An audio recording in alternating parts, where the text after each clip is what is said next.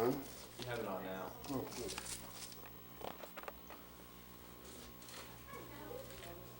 Still so I understand, are you looking at the cheerleader or the other side? I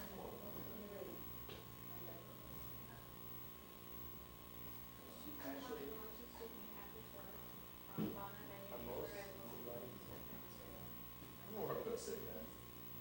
I'll figure something out. I typically do it on the fly. I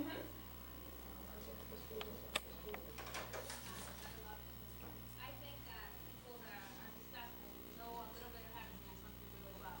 And our guy does a great job of it.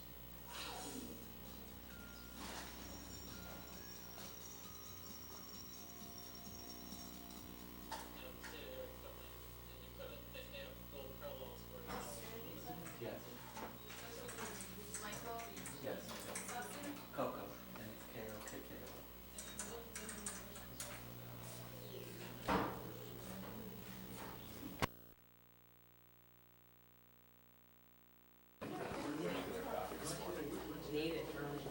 Oh.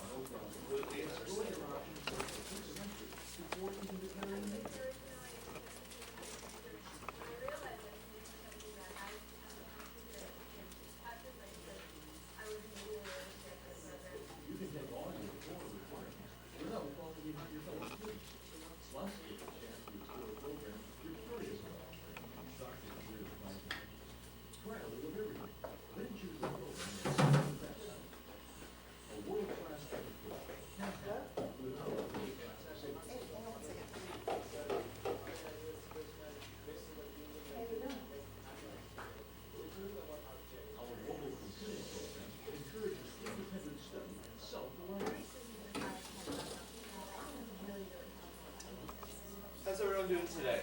Good? Pretty good? Alright. Let's see if we can do this. Can we try to do a, like, semi-circle? Cool. I'm gonna shut this off.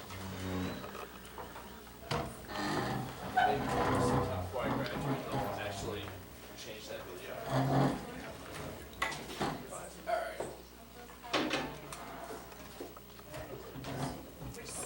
way did you want to start? Doesn't matter. Just try it because we still got some more families. We typically have a bigger room that we can use. Problem is IBM took it for the day. They're having a huge leadership fair over at the student union across the street. So sadly, we're going to have to pack it. So I apologize. I got chairs. I just need to figure out how to set up for people. So I guess we might have to do maybe. Can I flop down here? Your parents sit next to you. You don't want me next to you. Path I put some chairs over here as well.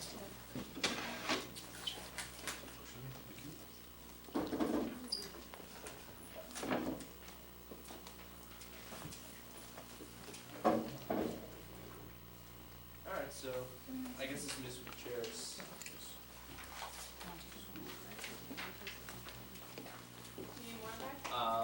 Let's see how many more people.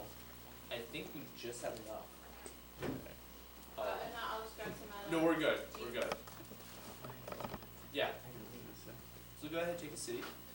Yeah. We're good. Okay.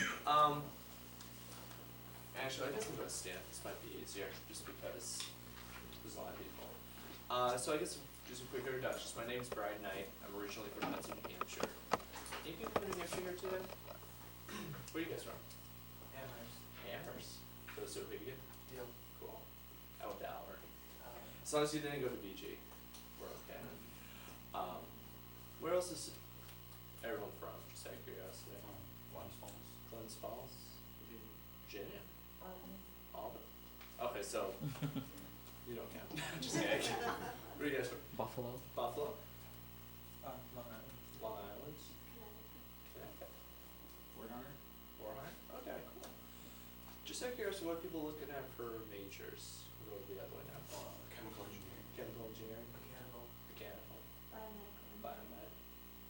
Biomed? Mechanical. Mechanical? Chemical. Chemical? You broke the streak with engineers. That's okay. Engineering. engineering? Aerospace. Okay, good. That means I don't need to talk about architecture. That's good. So I guess I'll quickly start about some fun facts about RPI. There's about 5,000 undergraduate students and 1,500 graduate students. So the student size in total is about 6,500 students. It's a 275-acre campus. The school itself was founded in 1824. We are the oldest technological university in the English-speaking world. So we were here before MIT and Caltech. So there. This is the only bragging right we have against them, but I like to use it. We have 5 schools that the institute's made out of. This is School of Architecture, the School of Science, the School of Engineering, the School of Humanities and Social Sciences, and the Lally School of Management. And I'm just going to briefly talk about each one. I'll go a little bit more in detail about the engineering aspects, mainly because everyone here's an engineer. Also spend some time with science programs. With the School of Architecture, it's our smallest school. It's about 250 students total. We typically take in about 40 to 60 students each year.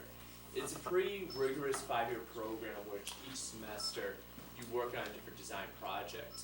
During that design time, you're in a studio class of about 40 students. And what the professor will do is, like, every week or 2 weeks, the professor will come to your desk and sort of do a desk critique with you, see how your project's going along, things that you can improve on, things you can try to change up. So that's what you do for your first 4 years. Your 5th year, you do a year-long design project. And what happens is, at the end of this project, you actually have to submit it to an international competition. And it can't be just for students only, because that would be too easy. They actually make you submit it into a real architecture competition with professional architects who've been in the field for 20 plus years. And our students actually do very well. I believe 2 years ago, one of our students won third place in one of them. Many honorable mentions. I think a few years before that, we actually had a student win first place. So it's very much of an artistic program. Pretty much what you go in is you have to submit a portfolio of about 6 to 8 pieces of art. They're not looking for like floor plans or anything, but that's more like artistic drawings. How well can you draw? The nice thing about the architecture program, which also leads into some other aspects of the school, is we do offer study abroad options. The School of Architecture is probably the school that uses it the most. And each year, students in their 3rd year get to have the option of going to one of 3 places. They can go to Italy, India, or China. Say Italy's always the preferred option. My girlfriend is actually an architecture major, and she actually went to Italy last year. And it was kind of funny because at the time it was on co-op. So I'd be sitting at my cubicle in Boston where it's 20 degrees out, snowing. And she'd be online, and I was like, oh, so how are you doing? Yada, yada, yada. She's like, oh, it's 75, sunny. We went on a field trip today. It's like, oh, really, where? Oh, we went to Nice. What did you do in Nice? Nothing really, just sightseeing. Do you do any work? No, not really. So needless to say, I got hurt for that. But it's a nice option. The School of Architecture isn't the only place that offers that. You can do that for any major. One of my friends actually is a dual major in computer systems engineering and computer science. She graduated 2 years ago, and she actually went off to Denmark for a semester. And all her credits transferred back over. So if you want to go explore, go to some different countries, you're more than welcome to, as long as you can find a school that the credits will transfer over into. And typically, if you talk to your advisor, they'll give you a listing of schools that they know the credits will transfer over. So it makes your life a lot easier than have to find a school, get their catalog, give it to the department, see that the credits are transferred, all that kind of stuff. Any questions so far about the School of Architecture? No? Okay. The School of Engineering, on the other hand, is the largest school on our campus. About 52% of all the students on campus are some form of engineering. We offer a lot of, I believe it's 11 field. It's 7 or 11, I can't remember which one. I think it's 7. Ranging from mechanical engineering, nuclear engineering, aerospace, mechanical, computer systems, electrical, materials, and industrial management engineering. The cool thing about the School of Engineering is the fact that when you come in, your first 3 semesters, you're doing what's called core engineering classes, and it just brings you into an introduction of what engineering is like. So what they'll do first is they'll introduce you to some basic stuff like static mechanics, how a truss system works, basic physics. Then they'll go into a little bit more details. They might go into your second year, you go into a class what's called Introduction to Engineering Design. the whole point of the class is you learn how to work with other disciplines in building a project. So, for instance, when I took IED, it was what we call it. There were, I think, 13 people on our team. There's maybe 4 mechanical engineers, 2 aerospace engineers, a nuclear engineer, a composites engineer, which is myself, electrical engineer, and I think we had a biomedical engineer too. And what we had to do is we had to build a ping pong machine you could play against. And throughout the entire semester, what we did is we first brainstormed how we're going to do it. Are there any things out in the world that actually do that kind of stuff? And we actually found there's a company in North Carolina that actually makes ping pong machines you can play against. You put it on the other end of the ping pong table, and it spits balls at you, and you hit it. And the balls go into a net, they filter down into a chute, and spits them back out at you. So, personally, I hate ping pong, but it's all because I took this class and I learned to hate it over time. But the cool thing about it is the fact that you sort of understand how you have to work in terms of communicating between different majors, because we go into a meeting and we say, well, we need to figure out what kind of motor we want. And being the computer system engineer that I am, I said, well, we need to do this, this, and this, and I got into a lot of technical stuff. And mechanical engineers are saying on the other side, just look at me blankly, it's like, what are you talking about? I have no idea what you're talking about. And at the same time, they'd be talking about some mechanical stuff like torque ratios and gear ratios and stuff like that, and I look at them, it's like, what are you talking about? So you start to learn that you can't just talk that native language that you speak with all your other peers in your major, that you actually have to learn how to communicate between different majors who don't necessarily understand your field in a sense. And with that, with Introduction to Engineering Design, as well as many other classes, including your capstone project, you're required to take 3 classes in professional development. The first class, PD1, teaches you basic things about how to run a meeting, how to deal with people who are not putting in their fair share, engineering ethics. PD2 pretty much goes over more of the psychology aspects of it. How do people think? How leaders think about in terms of being charismatic and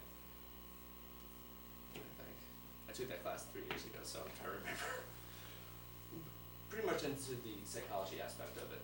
And then the third class, PD3, pretty much gets you ready to go into the working world in terms of how to sell yourself to a company.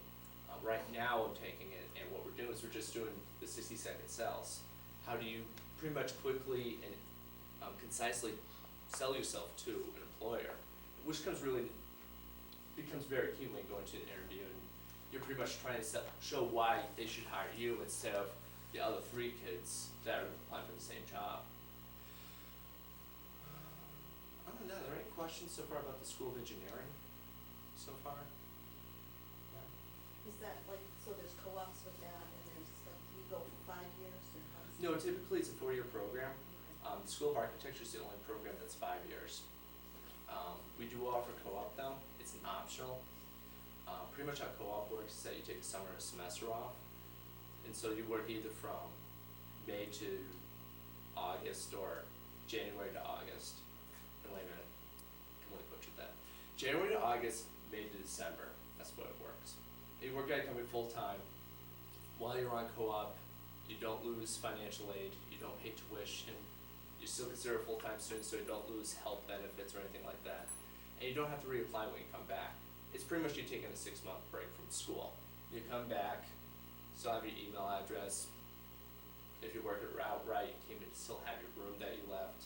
So it's a nice seamless transition when you go into the working world. But any other questions? Yes. How many students participate in co-ops? Who will be the selection? Typically about 15 to 20% of students will go on co-op.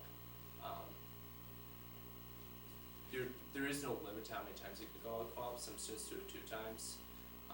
I went on co-op just once, mainly because I wanted to just get some job experience, but get out of school as quickly as I could. The downside with co-op is the fact that if you don't plan accordingly, you could graduate a semester late. That's what's happening to me. I'm graduating in December. So there is some downsides to it, but if you plan accordingly, if you come with AP credits, or if you overload on your classes, instead of taking the regular 16 credits, you might take 20 credits a semester, make up for the classes you're about to miss. You can still graduate in 3.5 years. with the extra half year being on co-op. And that's what one of my friends did. He took some summer classes, overloaded on his classwork, and was still able to graduate on time, so. This all comes out of planning. I didn't plan very well, so that's why I'm still here. Any other Did questions? those co-op folks get hired by those companies? Yes, typically if they like you enough, they will hire you. MetLife is where I worked during my co-op, and they have offered me a full-time position. It's kind of an informal offer that they said, you know, if you want a job, we'll find you a job to work here. So I haven't really made the connection of, all right, how much you gonna offer, what am I gonna do, that kind of stuff. But it's still, my foot's in the door right now, so I can get into MetLife if I wanted to. Any other questions so far? Okay. I'm gonna talk a little bit more about career development, and also on the tour they're gonna go through all the stats of average salaries and stuff like that, but I'll touch on that a little bit later. The next school I wanna quickly talk about is the School of Humanities and Social Sciences. Being a tech school, a lot of people think, oh, humanities is the last thing I wanna be doing. But actually it becomes very integrated with a lot of classwork that you do. When you come to RPI, you are required to take 24 credits of some form of humanities or social science. It can be anything you want it to be though. You're not required to take an English, you're not required to take a foreign language, you're not required to take a history. But if you want to, you can. You could get a minor in English, you could get a minor in history, or a minor in a foreign language if you wanted to. But we don't restrict you saying you have to take English 101 or you have to take History 101. Instead, you can say, you know, I like economics. I think I'm gonna take some economics classes. And it's very open-ended in that sense. It's also very easy to get a minor here. The nice thing is that it only requires you to take 16 credits to get a minor. So out of the 24 credits you have to fulfill to graduate, 16 of it can go straight to a minor. So a lot of students will get minors in music, art, economics, philosophy.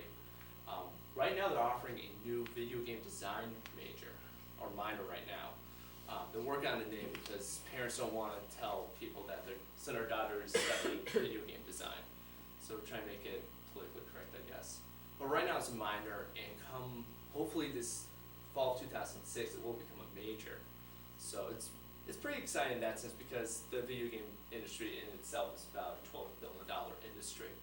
And so a lot of students have been going into it just because it's been a very exciting field. We also have been really pushing in terms of the humanities and social science through pretty much capital. What we've done right now is we're constructing a new building, the MPAC, or the Experimental Media and Performing Arts Center. Pretty much it's gonna be a 1,200 seat auditorium, it's gonna be black box theaters, audio visual classrooms, residency for artists training to become professional artists. And sort of RPI's big push to really work on the right side of the brain and try to make the students a more well-rounded student when they graduate. Other than that, questions so far about humanities, social sciences? Okay. The next school is the School of Management, the Lally School of Management. The really cool thing about the management school here is the fact that, one, they only offer one degree, that's management. But they offer a lot of key concentrations, including information management, accounting, entrepreneurship. Our entrepreneurship is actually ranked 6th in the nation according to U.S. World News reports. One of the reasons why it's that big is because we actually have an on-campus incubator where students might come up with an idea, maybe some friends come up with want to work with them. They can get free or very cheap rent in the incubator, start the company. And then if it grows too big, they can move into the tech park, which is another institute-owned piece of property that you can move into a corporation building and really grow from there. Our biggest success story that's come out of the incubator program is MapInfo. MapInfo does graphical-based data analysis. That pretty much what you do is you gather a bunch of data, like basic questions like, how many people like pizza? And then what it does is it'll show you a graphical breakdown of like every single county, every single state, towns that are like under 100,000, all that, it'll all do it right there for you. So it's been a big thing that's come out of there. Another thing that's come out of the incubator program right now, which actually just won, I think, $50,000 in venture capital, is a company called Oracle Gear. And what Oracle Gear is pretty much, it's a windbreaker. And so it's something you can wear on a boat, and let's say you fall off the boat, and you fall into the water and your windbreaker becomes a life preserver. they sold this in a competition trying to get venture capitalists, and they won the competition, won $50,000, and now they're going to go to market with it. So a lot of these ideas come straight out of just students hanging around. You might be in your freshman residence hall and, I don't know, you might have a friend that's like, you know something, if there's one thing that drives me crazy about this school, it's the fact that when I want to get orange juice, there's never orange juice in the machine. And every single time I have to go and tell them there's no orange juice and they have to go and refill and all that stuff. And they should be able to know that offhand. And you might have a friend that's like, oh, well, it'd be easy to do that. You just do X, Y, and Z. And it's like, you know, that'd be pretty cool. Let's do it. And you get some friends together, you start playing around with the idea. You go into one of these competitions that you can get venture capitalists and then go into an incubator program, start a company from there.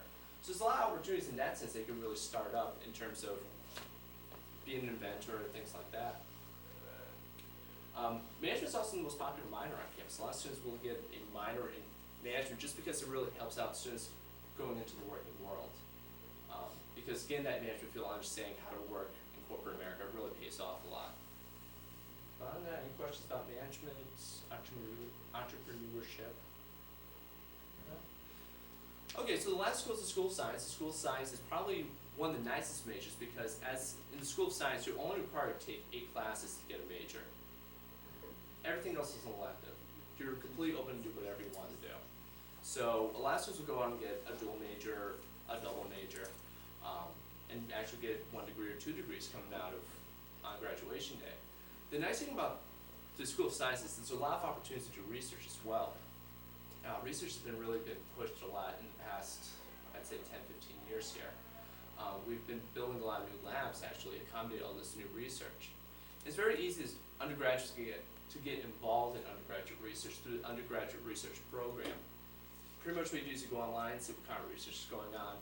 Maybe there's a professor who does really cool stuff that you're really interested in, or there's a topic that you're really interested in, maybe like fuel cell design or engine design or things like that. You talk to the professor, say, hey, I'm interested, can I get involved? And if the professor says, yeah, you definitely can. You could do it for pay, for credit, or just the experience. The pay is dependent upon how much funding the professor has. So if the professor just won like a $30 million NSF grant, like you could be making good money. Students who do get paid actually get paid on average about $5,000 a year. So that actually is a nice paying job. You can work with the summer if you want to. So there's a lot of opportunities in that sense, financially. I actually did research this past semester in mobile robotics. How many have seen the Sony Aibo robot? It looks like a little dog, play fetch with it. We actually program it to play soccer. And we tried using the airbud approach, where it goes up the ball and kicks up the nose. It doesn't work. That movie's a complete lie, so don't believe it, but I think everyone already knew that already. But what happened was we were able to get the dog to find the ball, walk up to the ball, and kick it to a target. And it worked about 25% of the time. It was just an early attempt to really get involved and try to understand how the robot worked and get into this competition, which is called RoboCup, which is pretty much the whole idea is to create a robot that can beat a World Cup team by 2050, which my mind will never happen, but it's a nice lofty goal. But the key thing that came out of that research experience is the fact that I really got a cool one-on-one relationship with one of the professors, Professor Wen, in the electrical engineering department. And I actually got a really nice letter of recommendation from him just because the fact that the work I did, and he saw firsthand what I was capable of.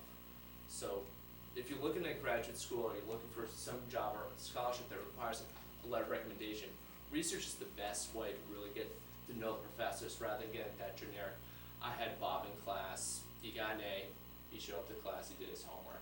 Instead, the professor could go into great detail of the kind of work you were able to produce. So, again, a lot of opportunities in that sense. Questions about School of Science? We do offer a bunch of interdisciplinary programs. There's the IT program, Information Technology, which is pretty much you take a bunch of core computer classes and then you pick a concentration. And there's like 22 concentrations ranging from management, music, engineering, the whole bit. You can make your own degree if you want to. They actually have an option that you pick the classes you want to take for your concentration, and that'd be your degree. As long as the advisor approves of it, you can make your own degree in a sense.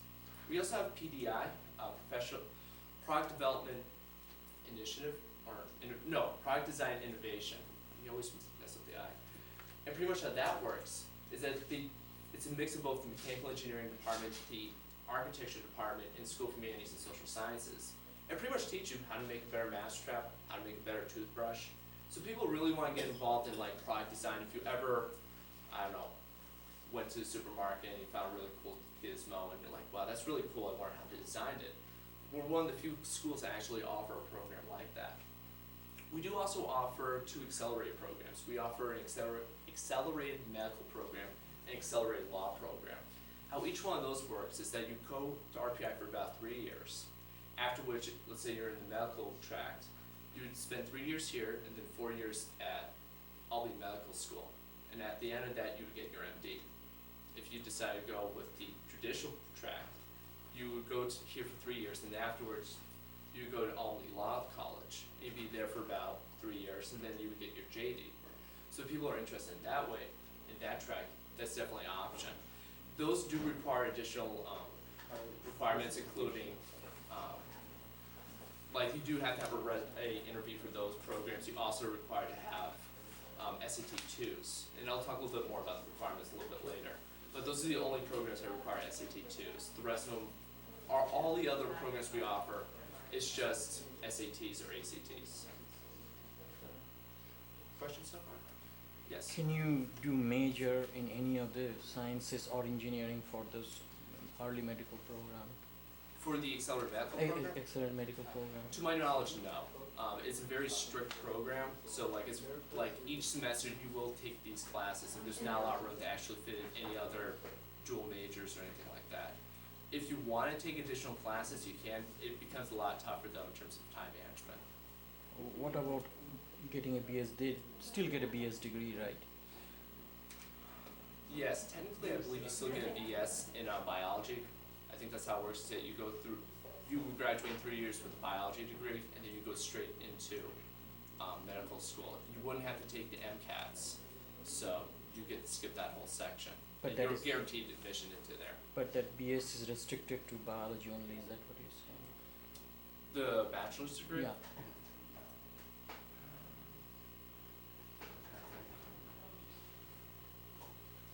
I'm kind of confused.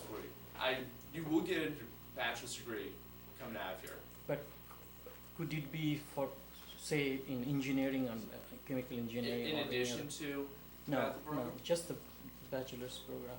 Yes, you will get about all the majors we offer for undergraduate. You will graduate here with a bachelor's of science. If you go through the accelerated medical program, you would graduate with a bachelor's in science of biology, and then you would go straight into the medical program. Any other questions? Okay, so all that academic stuff, there is at some point where you actually need to get out and have a life. And RPI does offer a lot of things you can do in terms of social life. The student union, which is right across the street, is where students actually have all their fun. Our student government controls an $8.5 million budget each year. We're one of the few schools who still allow the students to control it. So the administration has no say how we spend the money. And what we do is we spend it on 160 different organizations ranging from martial arts clubs, a ski club, outing club, Dance Revolution club, a sci-fi club. Like if you can think of a club, we have one. It's very easy to start a club here too. You find 6 or 7 friends of yours who are interested in starting a club. You write a proposal, you submit it to the executive board of the government. They'll look at it. If they like your proposal, they'll give you money. From there on, you actually get money each year, the budget that you can control, and start your club. I think 3 years ago, Soon came here, saw that we had cable TV, but we didn't have a TV station. He wanted to see his TV station. So what that Soon did was he actually got some friends together, wrote a proposal, got some money, and now we have our football games, our hockey games broadcasted on the TV set each Saturday. We also have a news show once a week that you can watch. So I mean, like, it has progressed a lot in the past 3 years. So it's a nice thing if you want to get involved in that way. We do also offer a lot of athletics. We are Division III in all of our sports except hockey. Hockey, we're Division I, both men's and women's. Our students who do play in sports, their motto is play hard, study hard. And they actually have higher GPA on average than the overall average of the school. I think the average is the 3.0 here, and the athletic students are actually 3.2. So they actually do have that special ability to manage the athletics and the academics at the same time. Questions so far? Okay, so going to the job stuff that we sort of touched on earlier. We do offer a career development center here on campus. You can get in there as early as your freshman year. And they actually recommend you sign up. Each year you put down $5 just to cover the photocopying costs and the management stuff of moving your resume all over the place. And what happens is you'll be able to go on to JobLink. JobLink is sort of like Monster.com designed for RPI. You put your resume online, you can see what kind of things are going on. Employers can look at your resume, send you email saying, hey, we're interested in you. It's pretty much how I got my co-op with MetLife. I got an email from them, I think it was like mid-September, late September, saying, hey, we're interested in interviewing you for a co-op position, you want to come over. We actually have an interview center right on campus, so you don't have to worry about driving all the way out to some company and then driving all the way back. All you have to do is dress up in a suit, set up a time with them, and in between classes go to an interview for a job, go back to your next class. And that's pretty much what happened to me, is I had a class right before my interview. So I went to the interview dressed up in my 3-piece suit, went through the interview, and then ran directly to my class, and then everyone's just sitting there looking at me, he's like, what are you doing in a 3-piece suit? But I explained to them, like, oh, okay, that's cool. We also offer a lot of other key services, like they do resume critiquing, job interview skills. They offer an etiquette dinner that they teach you basic stuff on how to keep your mouth closed when you're eating from someone, or the basic stuff, the more advanced stuff like you pass everything to the right, not to the left, you pass the salt and pepper together. I personally felt like a pig when I took that etiquette dinner class, but it was fun. And they offer you a bunch of food that you get to eat, which is always a good thing.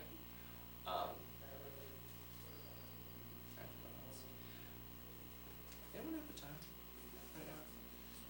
10:30. 10:30, wow. I'm way ahead of schedule. So I guess we'll probably go straight into the academic stuff. What we look for in terms of applications, mission guidelines, stuff like that. When you come to RPI, we are looking for 4 years of English, 4 years of math through pre-calculus, and 3 years of science. Typically your lab classes like biology, physics, and chemistry. We also look for 2 years of social studies or history, what your school calls it. We also look for SAT scores. It's either SAT or ACT. How many of you have taken the new SAT with the rank section? Okay, how many of you have taken the old one? Okay. So did you take the new one yet? You're going to? Okay. Pretty much the new one I think is going to be the one looked at. This year is the transitional year. So what we're doing is just primarily just looking at the math and the verbal. In terms of the writing, the new writing section, we still have no idea what we're going to do with it. We're going to probably spend maybe a year, maybe 2 years just looking at it, see what students look at, come out of it with. It can only help you at this point right now, but still don't blow it off and say, oh, I'm not going to do it, or I'll do really crummy on it. Definitely try to do the best you can. But right now, I believe as of the 2006 admission for you guys, we will be looking for just the new SAT scores. If you're like me, and you took the SAT 3 times, and the best you can do is 1200, don't worry about it. The average SAT score here is about 1320, and the 50% range is 1240 to 1420. So, SAT scores aren't the only thing that gets you in here. Pretty much what we're looking for is your transcript. How well is your transcript? Do you take hard classes? Do you really push yourself? Senior year, don't take basket weaving 101 or florist 101 or anything like that. Challenge yourself, take the AP classes. If you already used them all, go do an independent study or anything else that you can try to get in terms of really preparing yourself. We also look for at least one letter of recommendation. Typically since 7th grade, I think I sent, I don't remember how many I sent. I want to say 3 or 4, but typically that's the number. If you want to send more, that's great. Don't send too many though, because if you send like 10 of them, they start going to get fishy, like, okay, what's this person hiding? why they sent me 10 letters of recommendation. In terms of deadlines, our first step, we have 2 ways you can apply. Actually, 3 ways. But first off, how many of you, are any of you wrestler medalists? Okay, you have the special option of you can apply early action. If you get your application in by November 15th, we'll give you a response by typically end of December, but it's not binding. So you can look at it, see if you want to go here or not, but you're not bound to come here. We also offer early decision. How early decision works is that you apply your application by November 15th. You would get a response typically by December. If we accept you, you're bound by a legal document to go here, unless, of course, you can't pay for it. That's the only way you can get out the agreement. So I personally don't do an early decision. It ties your hands on a lot of stuff. We also offer regular decision. And typically that's January 1st, like most schools. You get your decision letter typically by the end of March. And then for each one of your decision letters, if you get accepted a week or 2 afterwards, you would get your financial aid package. And financial aid is not done here, it's done at a different department it's pretty much done by the financial aid department, so we don't handle that. How financial aid works is that there's only one application you need to fill out. That is the FAFSA form. The FAFSA you can get at online, you can get at a library, post office, I believe as well, or at your school. Pretty much you fill that out, you send that out to the government. The government will form what's called a student aid report. The student aid report will be sent to financial aid. And financial aid from that report will determine what kind of financial aid package to give you. So that's need-based. Your merit-based scholarships, your one application is your admission application. So once you get accepted here, we give your application to financial aid, and they look through the application again and see if you match any kind of scholarships that we offer. So if the theoretical scholarship is, let's say there is a scholarship for, I don't know, a math major who plays the tuba. And if you get that, you get $10,000 a year. And you wrote down on your application, I play a musical instrument. You won't get it because you didn't say you were a tuba. So be as specific as you can in terms of your application. In terms of financial aid, I would say about 76% of students will get some form of financial aid. It works out pretty nicely. My financial aid package is not too shabby. It does take a good chunk out of the cost. For those who are curious on what the cost is, it's $31,000 a year for tuition, $5,000 for meals, $5,000 for room, and then fees is like an extra $1,000. So you're looking at about $41,000 to $42,000 a year. Yes, it's very expensive. I'm not gonna lie to you. However, how I see this is an investment. I'm graduating in December. And right now, I already have potentially 3 job offers. And on average, students come out here with an average of about $53,000 a year, average salary. So, yes, I'm gonna be graduating here with some debt, but I'm gonna be able to pay it off and I'll be able to live a comfortable lifestyle. So, I wouldn't worry too much about the cost of it. There are a lot of options you can do. Sallie Mae offers a lot of student loans that defers the payments until 6 months after you graduate. So it gives you time after graduation to find a job, get settled down, and then you can start paying them off. Now, I'm guessing there's probably a lot of questions about financial aid. Or not. I guess I'll wrap up with the laptop program. The laptop program is something that we do here at campus. When you come to RPI, you are required to have a laptop. So, there are 2 ways you can go about it. You can buy your own laptop, or you can buy one through RPI. You buy one on your own, you have to make sure you get the software for it. If anything breaks, you need to find something to fix it.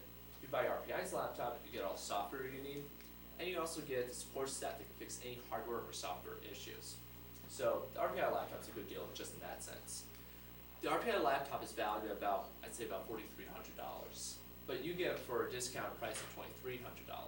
So it's a substantial discount, and the support staff is actually right here on campus. So let's say you turn on your computer and Windows decides it doesn't want to boot up. And it spits out all this garbage and you have no idea what's going on. There's a help desk on campus. You bring it to the help desk, they'll look at it and say, oh, okay, well, what we need to do is blah, blah, blah, blah, blah. And all of a sudden your computer works and you're happy.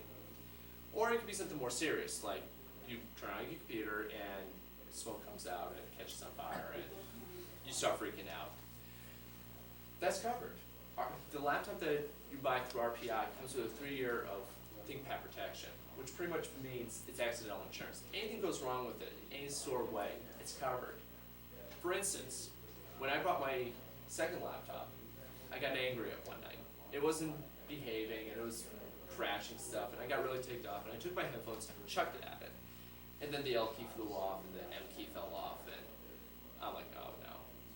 So I brought it down to the help desk. I'm like, hey, this thing broke. And it's like, how did it break? I'm like, I'll be honest, I threw my headphones at it. It's like, I think we can still fix that under the accidental insurance. So I don't, in no way or sense, promote the idea of beating your laptop and expecting to get a new one out of it. Be kind to your laptop. But again, they were able to replace the keyboard for free, no additional charge. Same thing goes with hard drives. Hard drives crash all the time. If your hard drive crashes, you get a brand new one. We offer tape backup, so if you want to back up your data, you can throw it on a tape hard drive, so that if your hard drive does crash, you can just download everything back onto your laptop. Works just like as if you never lost anything. So it's a really nice option. I highly recommend it. I actually purchased my 3rd laptop. It's my little going away present for my graduation gift to myself, pretty much. This year's laptop's a ThinkPad T43. It used to be owned by IBM. It's now Levino, I believe. They sold their PC division to them. It's a nice laptop. Top of the line of everything. Fastest processor you can get. Gig of RAM, 80 gig hard drive. The cool thing, though, there are 2 cool things about it. It has a DVD burner built into it, so you can burn DVDs if you want to. And it has a fingerprint reader to access your password. And what you do is you swipe your finger across it and it logs you in. Instead of having to type your password and your username, which I think is pretty cool. Any questions about the laptop program? No? Are there any general questions I can answer right now? Because we have time. Yes? Do you accept credit through the SUNY Albany program? Are you going with the 3-2 or is it 3-2? It's like college through the high school program that Albany offers. Okay, how that works is that are you using those credits to graduate from high school? No, they're extra. Then they would transfer. You just have to double check with the department that you want to transfer them into, Okay. and they would evaluate to make sure. But typically, classes from SUNY Albany will typically transfer in here. Okay, and is this the same with AP credit? Yes, in terms of AP credit, inside your folders, on the left-hand side, 4th sheet in, I only know this because I've stuffed them all for an entire summer. There is a listing of every AP credit that we accept, so that, let's say you get a 4 on AP English exam, it'll tell you exactly what you get for 4 on an AP English exam. If I recommend any AP class to take AP Calculus, take AP Physics, and take AP Chemistry. Those are probably the 3 biggest things that'll get you out of a lot of headaches here. Any other questions? Yes?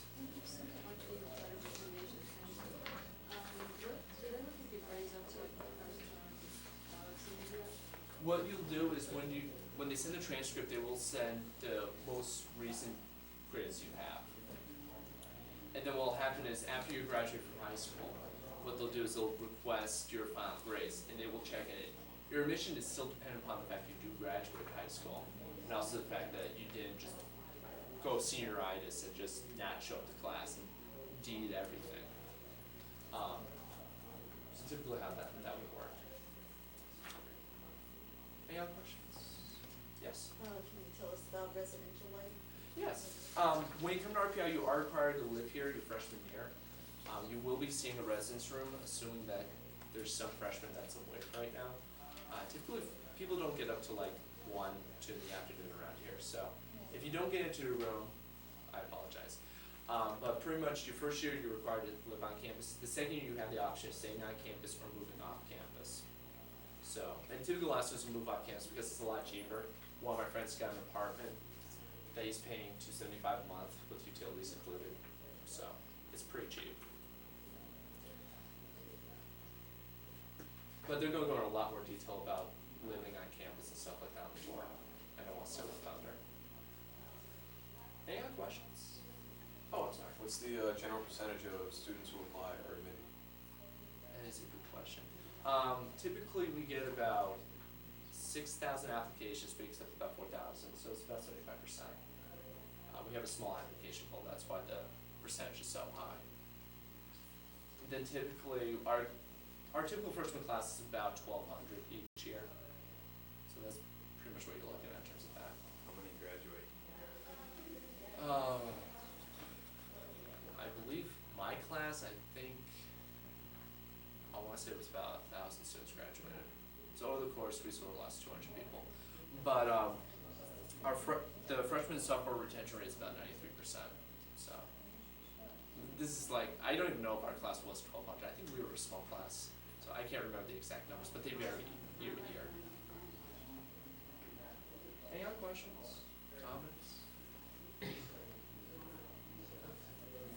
Oh, yes. How big are the classes, like in general? That's a good question.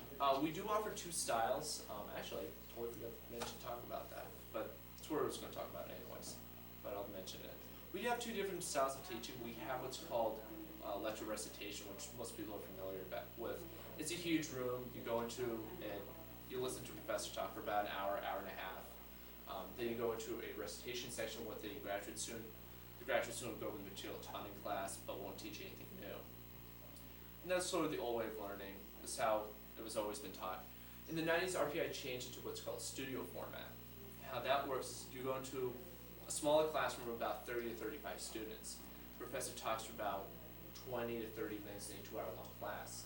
And then you do a hands-on activity that applies to what you just learned during that small lecture. So it's much more hands-on learning. But in terms of average sizes, in terms of lecture, it can range anywhere from 12 to 120. But typically, the largest class we offer is general psychology. That seats 200 students. And that class doesn't have an attendance policy. So really only 50 people show up. I'm not kidding either. And then your humanities classes get really small. Like most of my humanities classes were really around 20 to 30 students. But on average for an engineering class, I would say probably 35. I would say it's the bare bones average. Well, I'm like, you got it, so what major were you looking at? The EMAC? The EMAC program? Yeah. Okay. Any other questions? Comments? No? Alright, well, we finished 15 minutes early. It's kind of surprising. If you guys want to use the restroom, the tour's going to start 15 minutes, so I'll be hanging around here, so if you want to come up and ask me questions, you're more than willing to. If you need to use the restrooms, men's room is around the corner, second door on the left. Women's rooms are upstairs. But other than that, thank you very much for coming and visiting. Have a great time on the tour. And if you have any questions, I'm here till 3:30, and I can try to answer your questions. But thank you very much for coming. Thank you.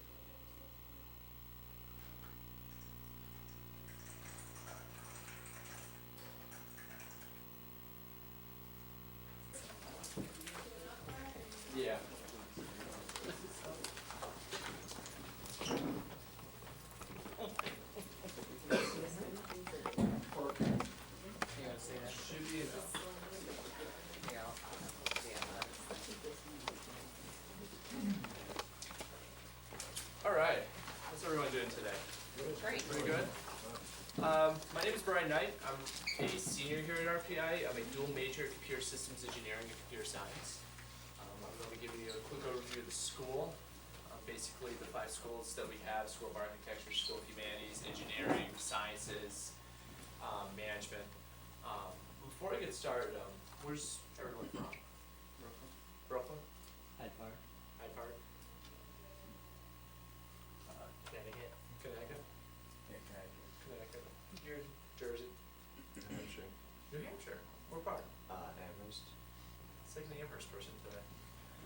Where are you guys from? Sullivan County. Sullivan County? Rhode Island? Rhode Island? Orange County. Orange County? Connecticut? Okay, cool. How many of you are interested in possibly in engineering as a major? Okay. How about sciences? Physics, biology, that kind of stuff. Okay, how about management? Any management people? Okay. How about architecture? Any architecture people? Okay. Humanities, social sciences. How about people who have absolutely no idea what they want to do? It's okay. Yeah. So I guess I'll start with some basic numbers about RPI. There's about 5,000 undergraduate students and 1,500 graduate students, so about 6,500 students total. It's a 3-to-1 male-to-female ratio. Guys get a little discouraged that there are not a lot of girls here. You take out the guys who sit in the rooms and play Xbox all day. It goes down like 1.5 to 1, so it really is not that big of a deal. Typically, as I mentioned, we do have 5 schools. I'm briefly going to go over each one of them. First one I'll talk about is the School of Architecture. The School of Architecture is our smallest school. It has about 250 students. It is the only program here that is a 5-year program. The rest of our programs are 4-year programs. Pretty much what happens in the architecture program is that each semester you do a design project. Basically, you'd be designing a building or landscaping or something of that sort. In each week or 2 weeks, you'd have a professor come up, sort of critique your work, give you feedback on, I like this, I don't like that. You should change it this way, you should change it that way. You sort of accommodate what the professor's looking for.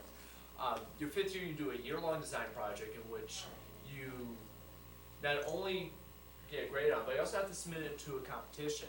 And it's not just a competition among students, but an actual competition among international architects. And the really cool thing is the fact that some of our students have come out winning some parts of the competition. I believe 3 years ago, a student won 3rd place in an international competition. I'm not sure which one. Another one a few years before that actually won 1st place. So a lot of our students do come out being very well trained in being an architect. It's very focused on the arts. So it is one of the 2 programs that do require a portfolio. And the kind of art they're looking for is actual like hand drawings, or they're not looking for CAD drawings or floor plans, anything like that. The nice thing about the architecture program that sort of applies to all the schools is the study abroad option. At RPI, you are allowed to go study abroad whenever you feel like. Typically, you start doing your sophomore year if you really want to do it. And with the architecture program, they typically do it on a regular basis, and students have the option to go into one of 3 destinations: Italy, India, or China. So typically everyone goes to Italy because it's Italy, it's Rome. Who doesn't want to go there? And it's kind of funny because my girlfriend is actually an architecture major. And while she went to Italy, I was actually on co-op in Boston. So it was like November last year, and it was like 20 degrees out, snowing, like New England weather would be. And I asked her over the instant message, I asked her, so how's Italy? What's it like over there? She's like, oh, it's not too bad. It's kind of cold. It's 65 today. It's a few clouds. I'm like, oh, really? That's heartbreaking, really.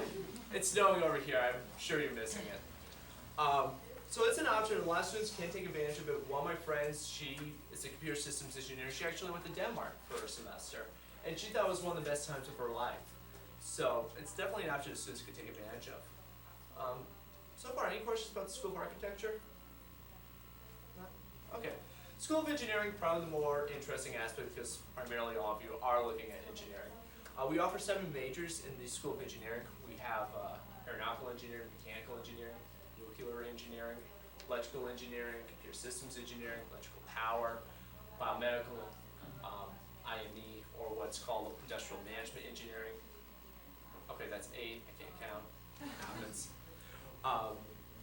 So there's a lot of different options. The really big thing about the School of Engineering is the studio-based classrooms. For most of the parents, you probably remember in college the huge lecture halls, the 500 person rooms that you go in, the professor talks for about an hour, you fall asleep, don't get anything out of it, and then the next week you have an exam and you're pretty much, I don't know what to do. RPI realized that in the 90s, and what they decided to do is they tried changing the entire way we teach. And we created the studio-based format. And how that works is that a professor actually spends only 20 to 30 minutes talking in a 2-hour-long class. The professor would go through like a PowerPoint presentation, some form of multimedia, and students would sort of get a better feel for it. And then right afterwards, they go right in and start applying what they just learned. And they do it through hands-on activities, either doing lab experiments or doing pen and paper activities. So it's a really interesting experience. For those who did go on the tour already, you got to check out the Light Tech room. For those of you who haven't gone on the tour, you'll be checking out one of our studio classrooms. It's a pretty cool room. I enjoyed it a lot. The nice thing about the engineering also is the fact that your first 3 semesters, you sort of get a feel for what kind of engineering is out there. So your first semester, you might be taking like static mechanics, you might take an electrical engineering class, a little bit of this, a little bit of that. Coming your sophomore year, you'll be taking a sophomore level design class. And that class is called Introduction to Engineering Design. And how that works pretty much is that you get matched up with about 8 to 10 other students from different majors. And you actually have to build something over the course of the semester.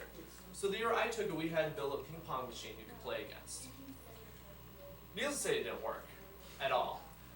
But it's pretty much learning by failure in a sense.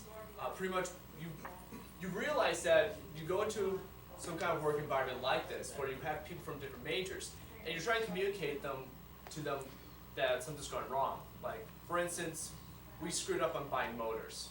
I told one of the mechanical engineers I need a certain type of motor, he bought a different one. And so he came up to me, he's like, I got a motor. I'm like, that's not the right motor. It's like, it does the job, it has the stuff we're looking for. It's like, but it's not the one I'm looking for.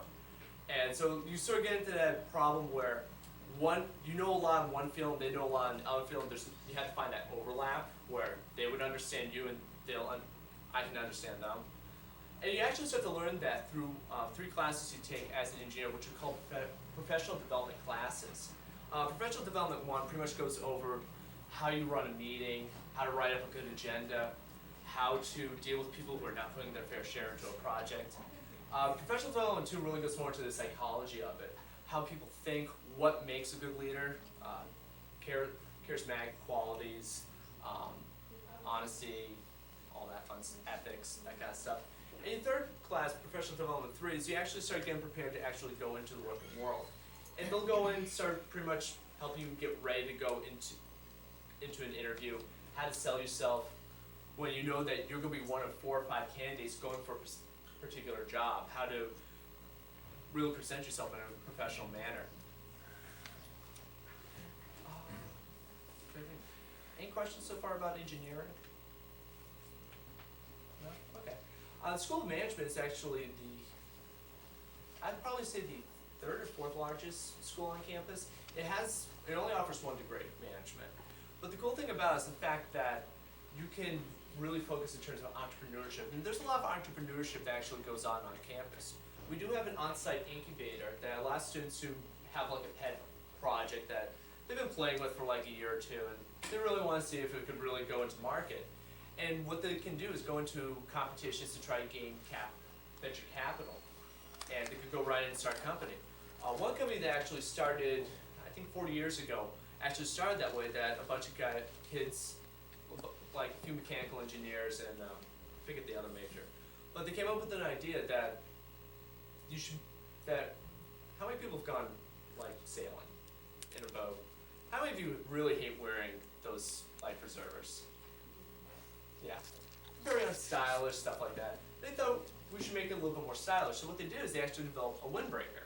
And it looks like a windbreaker, looked pretty cool. And then if you fall off the boat, the windbreaker becomes a life preserver and it inflates. So they actually went about designing it. They built a mock prototype and they presented it at this competition. And they actually won $50,000 to start a business based on that. And right now they're in our incubator program, as well as a bunch of other There's another one that, I forget the name of the company, but they actually created a bone for a dog that talks to it. So when you're off on some vacation, the dog's at home, they actually talk to it and play with it. I personally haven't seen it, but from what I've heard, it actually works. It's pretty interesting. But in terms of the management, it's very much focused on not only the management aspects, but also on the technology. Because for any of you who's worked in corporate America, you always have the manager who has absolutely no idea what they're doing. All they know is how to manage people. And so what RPI is trying to do is not only get them included in terms of the actual management, but also understand what they're managing. How to understand why mechanical engineers want to do it this way, the actual aspects of that. So it's really interesting. But any questions so far about management? All right. The School of Humanities and Social Sciences is kind of a little bit different than most schools. We are a technology school, so you probably think that humanities and social sciences isn't one of the key things students would do or take advantage of. When you come to RPI, you are required to take 24 credits of some form of humanities or social science. And it can be anything you want it to be. You're not required to take an English here, you're not required to take a foreign language, you're not required to take a history. So, that's one of the reasons why I came here. I hate English with passion. So, I didn't have to take it. But if you do like English, if you like reading literature, if you like history, if you like foreign language, say you've been learning French for the last 6 years and you want to continue that, you do have the opportunity to expand upon that. We do offer minors in our humanities department. Out of the 24 credits you have to take, 16 of it can go directly to a minor. Right now I'm working on a minor in economics just because I really enjoyed taking economics in high school, really want to continue with it. Now I'm going to be walking with a minor in it. And some people actually go and get a minor in music and art. The music's really easy if you join one. There's I believe 5 bands on campus, like the symphonic band, the jazz ensemble, swing ensemble. You join any one of those clubs, you actually get 4 credits for music. So it actually works out pretty nicely. And we actually now develop, this year was the first year we started a new video game development minor. Mainly because a lot of students like play video games here, as mentioned earlier. So if things go correctly, next year we'll start a video game development major. They're still working on the name because a lot of parents don't want to say that their child majors in video games. Especially my mother, she would get on me. But it's a really cool program that it's not just sitting there, it's like, oh, today we're going to learn how to play Halo, or today we're going to learn how to play Counter-Strike. It's not that, it's more of, you have to be a very well-rounded person to go into this kind of program. You not only have to have the computer science skills, you also have to have the artistic skills, the communication skills, and also the imagination really provoke that. So that actually is going to require a portfolio as well. That you actually have to show some of the work that you've done artistically, programming-wise, just to give the people who are going to be grading that portfolio an idea of how well-rounded you are. Right now, I think they're looking at only accepting about 30 to 40 students for their first year. So this is still all preliminary. It all depends upon whether the state of New York are actually accredited. So we'll see what happens. But they're saying it looks pretty good that it's going to work out. One more thing about the School of Humanities. We are actually now constructing a new building, the Experimental Media and Performing Arts Center, which is slated to open in the fall of 2008. It's going to house a lot of the arts on campus, including a 1,200-seat auditorium, 2 or 3 visual classrooms, a black box theater, residencies for artists who want to become professional artists. So it's really going to try to help make RPI students much more well-rounded when they come out. So, any questions so far about humanities? No? The final school is the School of Science. The School of Science is really nice in the sense that you only have to take 8 classes to graduate. Everything else is elective. So a lot of students actually go and get a dual major in something, so they'll get 2 degrees at once, which is a nice option. They also offer a lot in terms of research. Research is really nice here in the fact that you can get involved in it as early as your freshman year, second semester. What you can do is go online, see what kind of research might be going on. Maybe you're interested in a particular field, or there's a professor you really like. And if the professor has availability to get you into research, you can do it for pay, for credit, or just the experience. I did research this past semester, not this semester, but last semester in mobile robotics. Has anyone ever seen the Sony Aibo robot? Looks like a little dog, you can play fetch with it. We actually programmed it to play soccer. It played really badly. But it was because we tried using the earbud approach, using the nose to kick it. It doesn't work at all. It was complete lies. But I think we already knew that already. But the nice thing about it was the fact that not only did I get the experience of actually doing some form of like mobile robotic research, but I also got a really nice relationship with one of the professors. And he actually wrote me a really nice letter of recommendation coming out of school. So if you're looking to maybe go into graduate school or you need a letter of recommendation for a scholarship or anything like that, getting the research really gets you really in with all the professors. It really opens a lot of doors, and really networking comes into a huge play right there. Other than that, any questions about school science? We do also offer a bunch of interdisciplinary programs. We have information technology, or what we call IT, which pretty much you take a bunch of core computer classes and then you pick a concentration.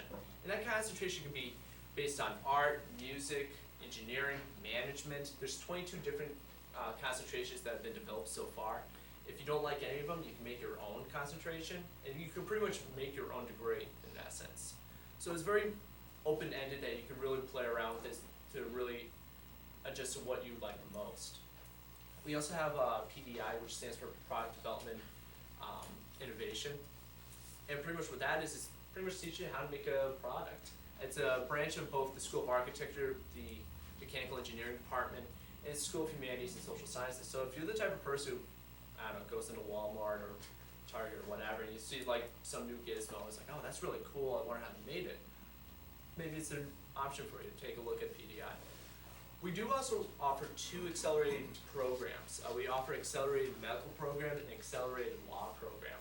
The accelerated medical program pretty much means you go here for 3 years, and then your next 4 years you would spend at Albany Medical School. And after those 4 years, you would come out with an MD. The law program is similar, that you would do 3 years here, 3 years at Albany Law, and you would come out with a JD, or your lawyer degree, whatever you call it. So that's also an option as well. The only difference with that is it does require SAT 2s. So if you're interested in that, you have to take the SAT 2s for that. It also does require an interview. So, but all the other programs don't require any of that stuff. So, is anyone interested in the accelerator programs?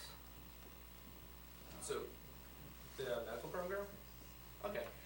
Basically, what would happen is the first 3 years you'd pretty much follow a very regular schedule through RPI. The summer times you'd actually be doing research over the summer. And then once you finish your 3 years, you go straight into Albany Medical School.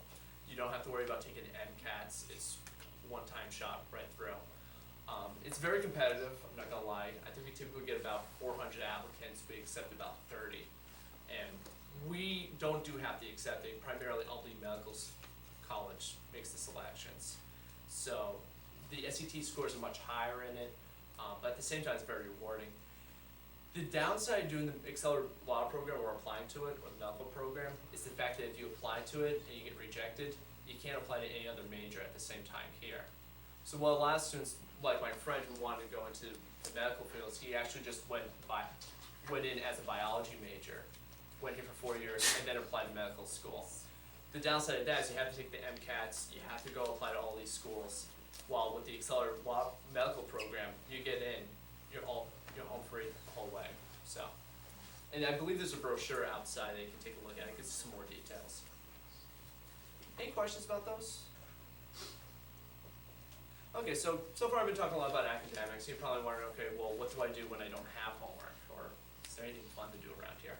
And there is. The student union, which is right across the street, houses pretty much our student government. The student government has control of an $8.5 million budget that them themselves decide how to spend. We're one of the few schools who still have the students controlling that kind of budget. And we sponsor over 160 different organizations, ranging from martial arts clubs, outing club, ski club, snowboarding club, which is basically the same thing, outing club. We even have a Dance Revolution club, a sci-fi club. Like, if you can think of a club, we even have I don't know how you call it. It's pretty much a racing club that pretty much a bunch of kids come together with their pimped out cars and they race around one of the parking lots. So it's sort of like rally racing in a sense. So like if you can think of something for a club, we have it, trust me. But by some odd job we don't, it's very easy to start your own club.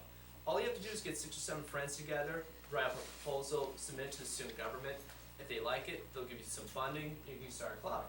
A student actually came here 3 years ago and he's flipping through the stations and he knows, oh, we have a RPI TV station, but all it did was just print out announcements. He's like, that's pretty lame. We should have like hockey games broadcast or football games or student events or something like that. So what he did is he got a bunch of friends together, wrote a proposal, went down to the student union, submitted to the government, and he started the RPI TV club. And now we have hockey game broadcasted on TV. We also have the football games broadcasted. And we also have a weekly, well, last semester they did, I haven't seen it yet, but they typically sometimes have a news station or a news show that a student gets on and does the news for the week. So it's interesting, and if you want to really get involved and start your own club, a lot of students will go into that. We do also have a lot of athletic stuff as well. We're Division III in most sports. We offer 23 varsity sports, 12 men's, 11 women's. Most of them are Division III except hockey. Hockey we're Division I, both men's and women's. So we're very much a hockey school. Our football team's actually pretty good as well. I believe right now they're undefeated, so we're looking really good this year.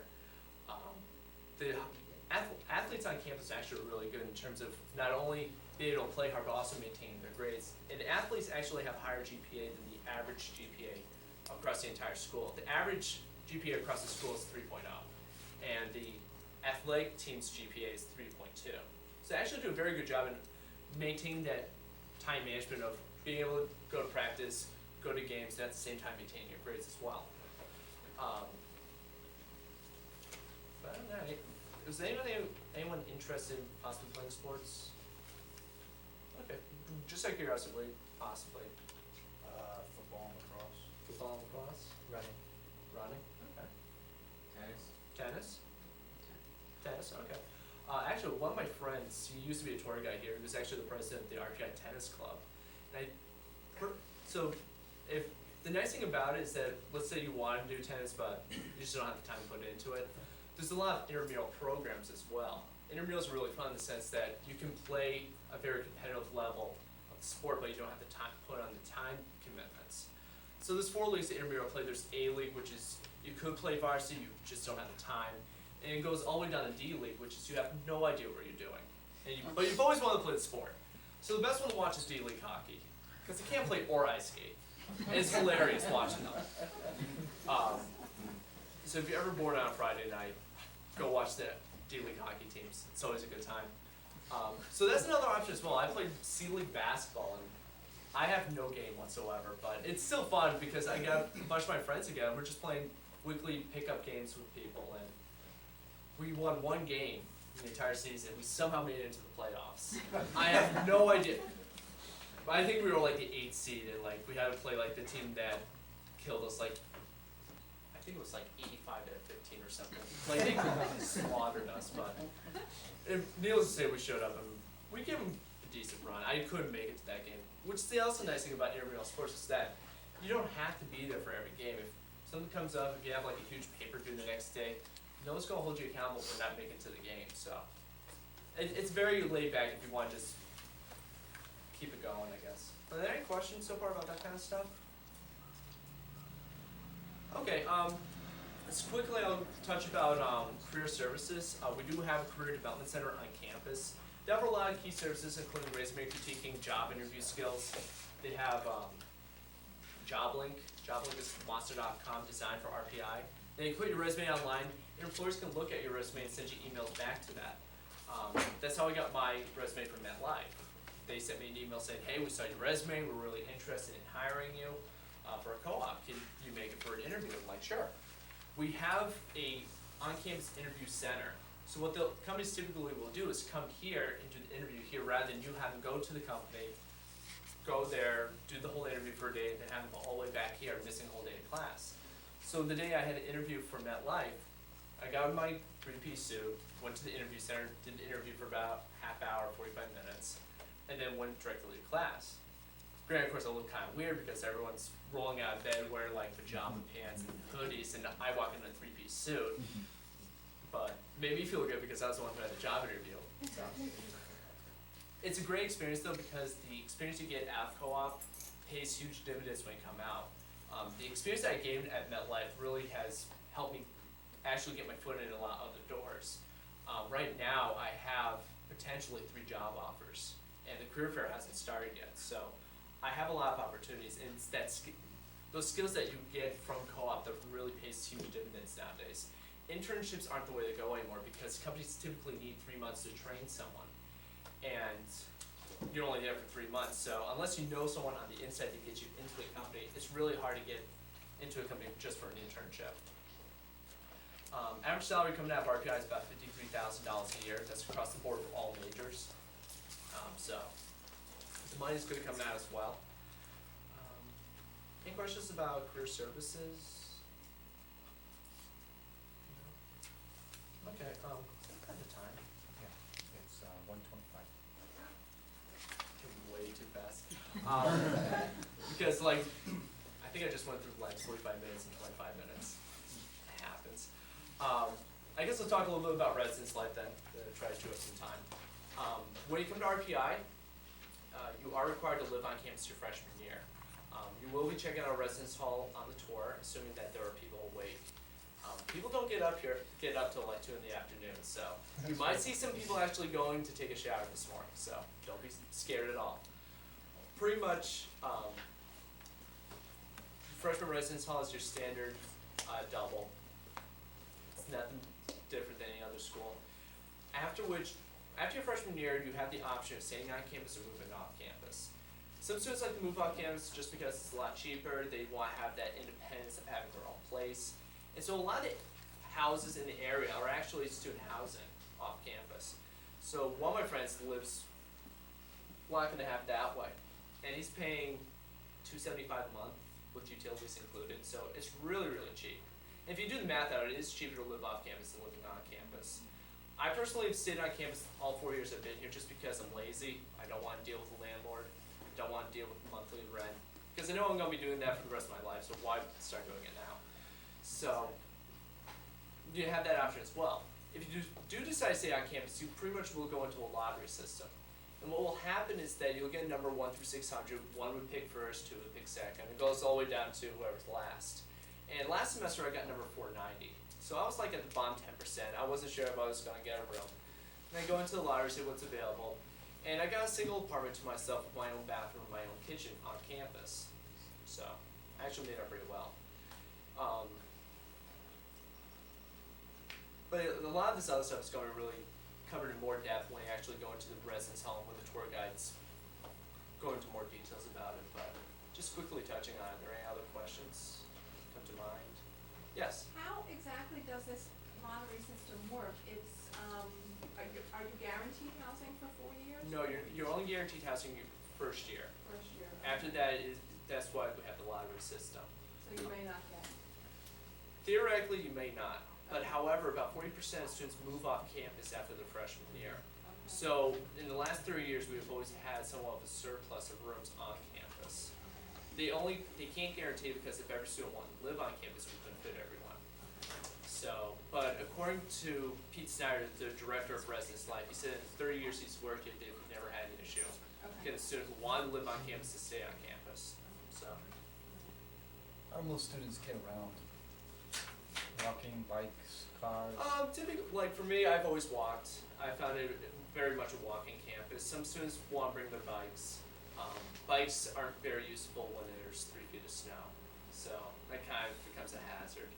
But primarily it's a walking campus. If you're in the upperclassmen apartments that are up by the field house, which is like 2 blocks up the hill, there is a shuttle service that goes from that area down to the core campus that you can take. So there are opportunities to get around campus kind of quicker if you don't want to walk, but I like to walk, so not a big an issue for me. Yes? Does this place kind of die on the weekends, or Nah. we were driving around and there's no one out? As I mentioned earlier, they're still asleep. Everyone sleeps in until 2, basically. I would be right now if I could. But pretty much like typically people will be out till 2, 3 in the morning on on Friday and Saturday nights. Sunday's typically been a work day. A lot of people will do the homework they were supposed to do during the weekend on Sunday, so Sunday's not very much a happening time, but typically how students work is Monday through Thursday. Sunday through Thursday, they're working days, and Friday and Saturdays are play days.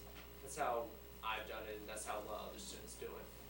But yes, it does look pretty dead right now, it's because everyone's still asleep. And I'm not kidding. Any other questions about residence life? Yes. Well, I'm just wondering, it's not about residence life, but do like the taxi cab show up like around 6, 7 o'clock on Friday night? No, Just typically, show up to not a take- lot of taxi cabs drive around here. If you want to take a To cab, go into Albany or something? actually, you don't even need to take a cab. There's a shuttle that takes you straight to Albany from here. It's the 90. And that'll take you to Cross Gates Mall. There's the 87, which would take you to Walmart and also to downtown. So you can take those routes, but if like you wanted to go to Saratoga or something, you want to get a cab, you could do that. You just call up the company and say, hey, can I get a cab to Saratoga? And the cab will come to you. The cabs are kind of expensive.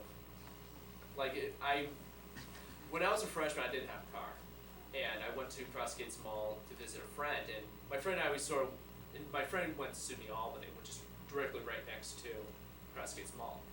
And we sort of missed the last bus going back to RPI. So it was a $20 to get a cab going from SUNY Albany back here. So, and I'm pretty cheap, so I try to avoid that at all costs. In terms of transportation, freshmen are not allowed to have cars on campus anymore. Mainly because these new buildings we just built the past 4 years used to be parking lots. And that's where the faculty used to park. And when we built them, the faculty had to park somewhere. So they're parking in the old freshman lots now. So, and parking is a pain in the butt in here regardless. It was a pain in the butt 4 years ago and still is.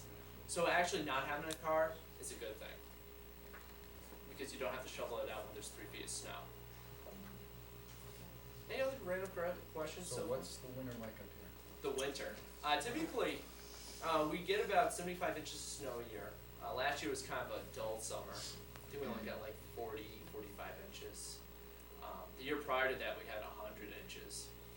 So I think this winter's gonna be another 100 inches.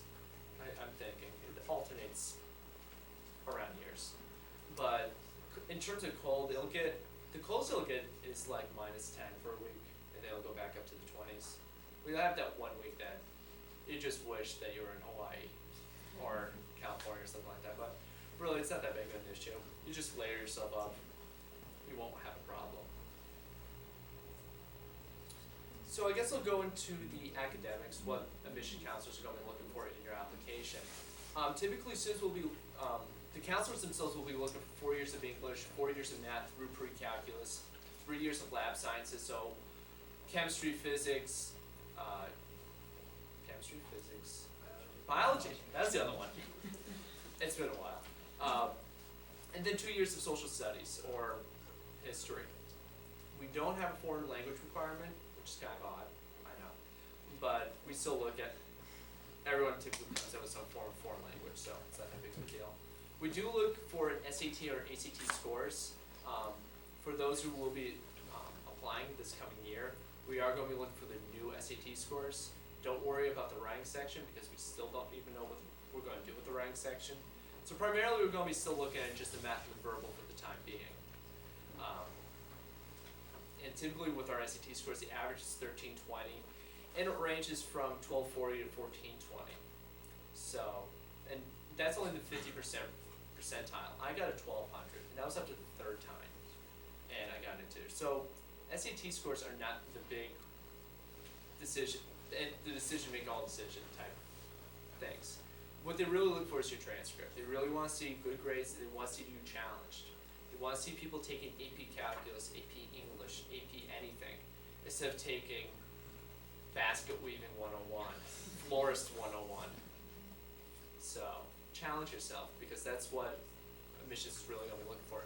If you came from a school like mine, which didn't have any computer science classes, what I did is I did independent studies. So just getting any kind of experience and putting that down on your application definitely pays off.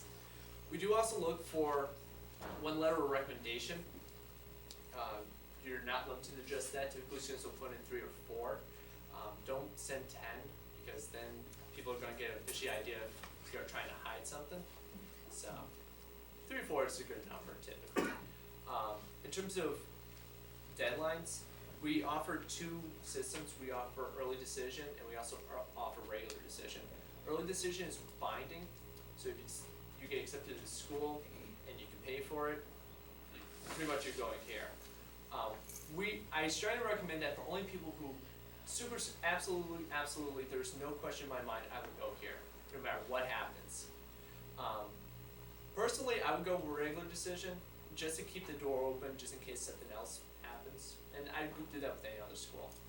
I went regular decision on all the schools I applied to, just because I didn't know what kind of financial aid packages I was gonna get. I didn't know half the other stuff that might happen, so I just wanna get as much feedback as I could. So that's how I did it. It's all up to you, but just be aware that early decision is binding. The deadline for that is November 15th.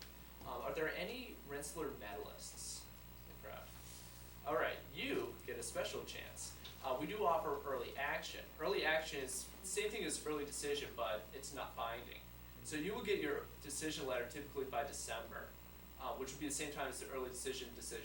The early decision letters would be going out as well, but you're not bound to go here, so it's a nice option. In terms of regular decision, it's due on January 1st. You get your decision letter by end of March. A week or 2 after you get your decision letter, you would get your financial aid package. And financial aid is done by a different department, not by us. How financial aid works is there's only one application. That's the federal application for free student aid, or FAFSA. You can pick that up in your school, guidance counselor, the library, anywhere like that. You can also do it online. It's really easy to do. What will happen is you'll send that out to the federal government. The federal government will create a student aid report. The aid report will go to RPI. RPI will figure out how much they feel they can give you, and they'll give you an offer letter in terms of financial aid. That is not in stone, though. You can try to negotiate it, so that if there's a need in your family that isn't covered by the FAFSA, if you can show documentation for it, they will try to work with you. So that's a really key thing, is that you can play around with it. If you get a better offer from a different school, definitely tell RPI, they will try to match it. So there are a lot of inside things you can do around it. It's not a one-shot deal. You can try to negotiate as much as you can. In terms of applying for merit aid, how that works is your application to the school is your application to merit aid. So what they'll do is they find an application that matches what your application has, that they'll give you a scholarship. So like, for instance, if they have a scholarship for a person who plays the tuba and you're a physics major, and that's the criteria, they'll give you a scholarship. But if you wrote down, I play a musical instrument, they won't give it to you because it didn't say that you were a tuba player. So be specific with your application so that they can really focus on different things. Typically about 76% of students get some form of financial aid. They do a very good job, I feel. It doesn't cover everything.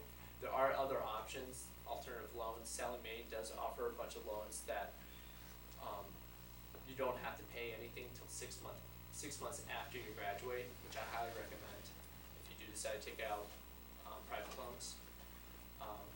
Other than that, any questions regarding financial aid? Yes. Well, not a financial, Oh, just okay. back to you were talking about AP courses. Do you guys accept AP credit? Yes.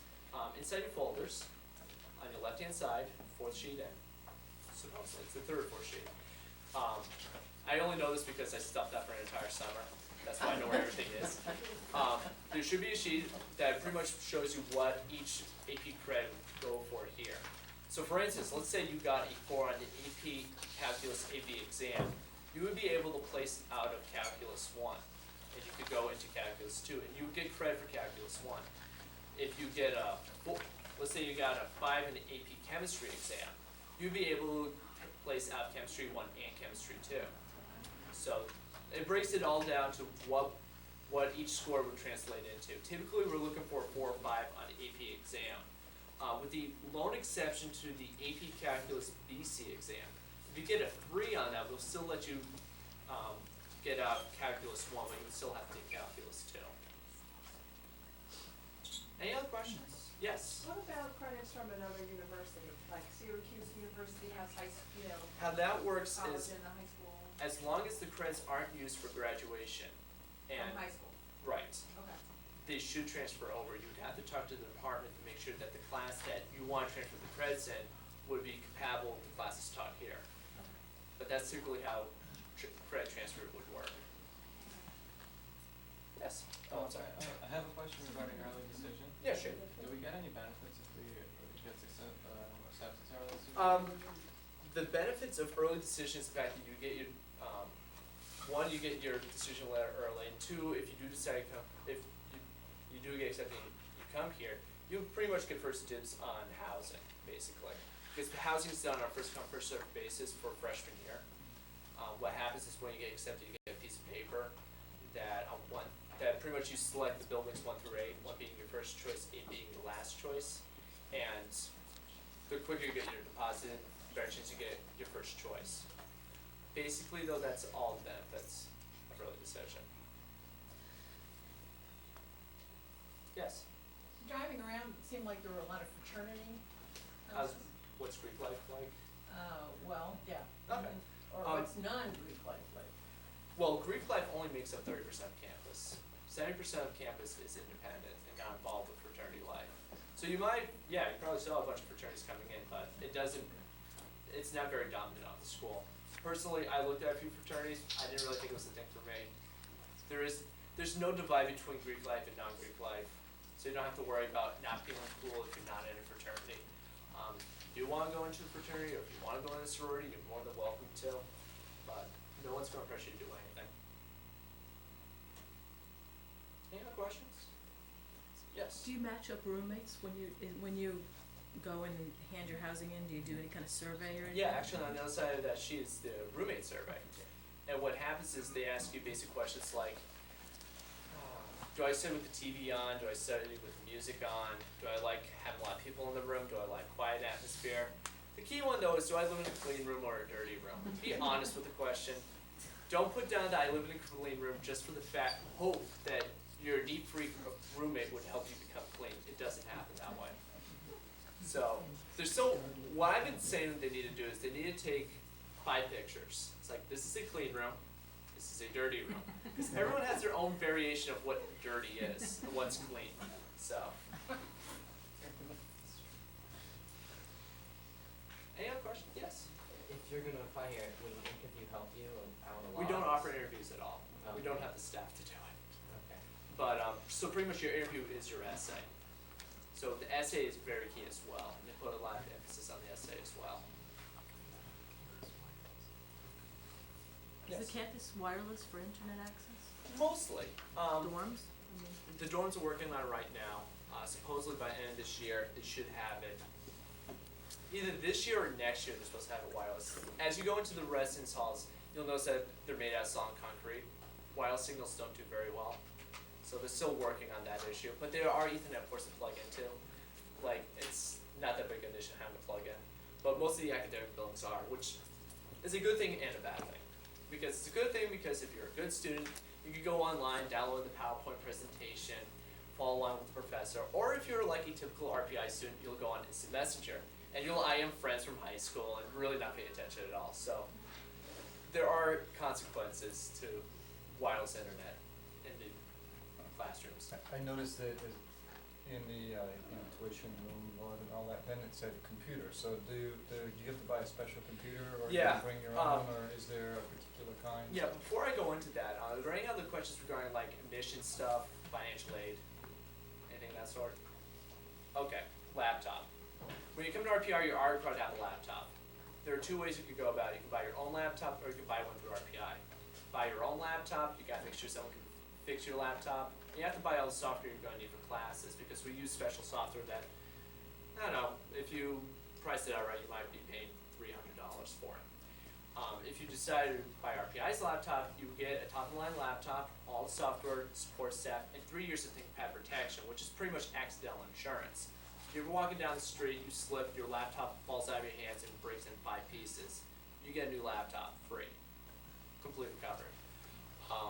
Same thing goes to like if your hard drive crashes, your monitor breaks, like me, you threw your headphones at your keyboard and you broke off a few keys. That was a stretch, but I don't recommend beating your laptop because it doesn't work half the time. They will cover most issues that are accidental or labor or whatever. The laptop itself costs about $2,300. Its value about $4,500, so it's actually a really good deal. Typically it's an IBM not IBM anymore, a Ladino ThinkPad. This year's is a Model T43P. It's a top-line processor, gig of RAM, 80 gig hard drive. The two cool features on it is it has a DVD writer on it, as well as a fingerprint reader, which acts as your password. So you don't have to type your password in anymore. You just swipe your finger, identifies you, logs you on, which is really cool. But I highly recommend getting the laptop because it has, the also nice thing about the support staff here is the fact that, let's say your monitor breaks on your laptop, and it's gonna take 2 weeks to get the new monitor in, and you have a paper due tomorrow. What are you gonna do? What they'll do is pop out your hard drive and put it into a loaner laptop and give you the loaner while they fix your laptop. So again, that's only offered if you buy it through RPI. So the benefits of buying it through the school is really big, and I highly recommend. If you do decide to come here, definitely get it through RPI. That's my big thing. Yes? Do you need to buy a laptop every year, or the first one is good for 4 years? Typically, the first one is good for 4 years. I'm kind of a computer junkie, so I always have to get the top of the line and everything. So, my first laptop, I sold it back to RPI for $500, which you can do. And then so that was my first one. The second one went to my sister. Okay. She paid for buying it, and I got the third one, which is the new one with the fingerprint reader. So, Okay. but you don't need to. Like, I know I know one kid who still has the original IBM ThinkPad that they first started the whole program with. It's a big junky computer. It's still running. It's slow, but it gets the job done still. You also do get free updates of software while you're a student. So if the new version of Windows comes out tomorrow, we get free dibs on it for free. So, anything else? All right. I believe most of the tour guides are here. Dennis, are all the tour guides here? We're good to go. Awesome. So the tour guides are going to take you on tour. It's about an hour and 15-minute walking tour. They'll go over how the tour works. We do tours a little bit differently here. If you have any questions, I will be here till close. I hopefully would like to leave by 3:30, but if anyone has any pressing needs, I can definitely answer them either now or later today. But other than that, thank you very much for coming. Enjoy the tour, and good luck with the college search. Thanks.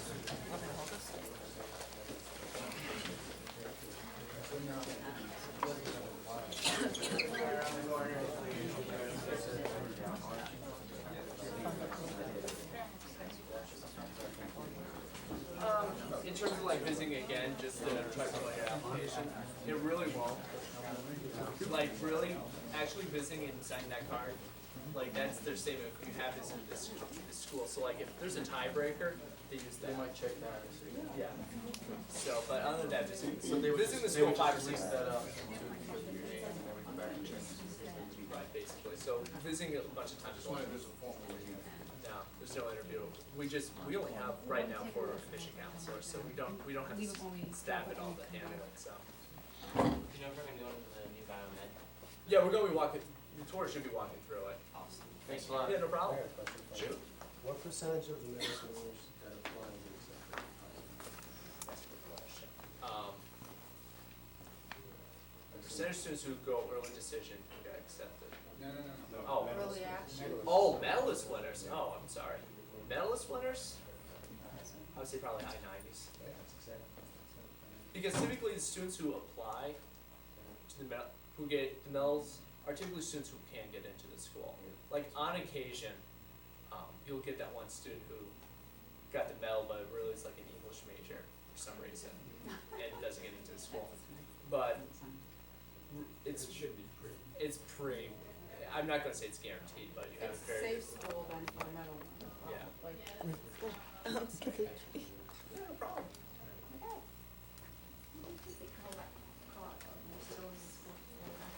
Have to go up or just be gone for a semester and then you come back and do an extra semester. That's what I'm doing. Like I was supposed to graduate in May, but I'm a semester behind. So what happened? So I just did this extra semester. Some students, what they do is they'll take summer classes or overload on their semesters to try and make up. So you can graduate in 4 years with a It's just a lot more work. Yeah. Yeah, no problem. You said the SAT2s aren't required for engineering majors. Correct. What if you took an SAT2? Do you have like any advantage or?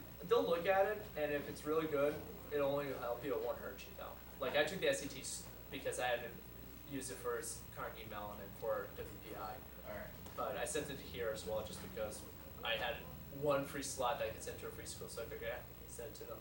Alright. Thank you. Yeah, no problem.